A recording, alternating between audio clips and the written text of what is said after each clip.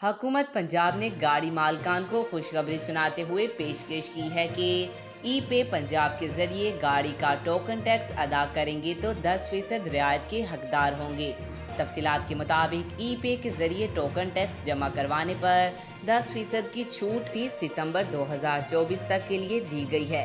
इसके लिए अगर आप भी फ़ायदा उठाना चाहते हैं तो जल्दी करें। माली बजट 2024-25 में सूबाई हुकूमत ने गाड़ी मालकान के लिए एक नई टोकन टैक्स पॉलिसी मुतारिफ कराई है।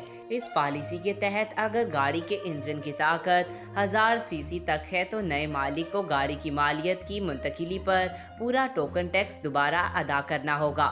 नए ज़वाबत के तहत गाड़ियों का सालाना टोकन टैक्स इंजन की ताकत सीसी के बजाय गाड़ी की इनवॉइस वैल्यू की बुनियाद पर होगा।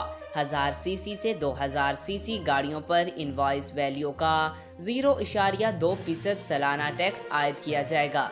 2000 सीसी से ज़ायद गाड़ियों पर इनवॉइस वैल्यू का 0.3% सालाना टैक्स आयद किया जाएगा। 1000 सीसी तक की गाड़ियों के लिए लाइफ टाइम टोकन टैक्स 15,000 रुपये से बढ़ाकर 20,000 रुपये कर दिया गया है। अगर 1000 सीसी गाड़ी की मालियत की मुंतकिली हो तो नए मालिक को लाइफ टाइम टोकन टैक्स अदा करना होगा, जिसमें 10 साल के अंदर मुंतकिली की सूरत में 10% सालाना रियायत मिलेगी।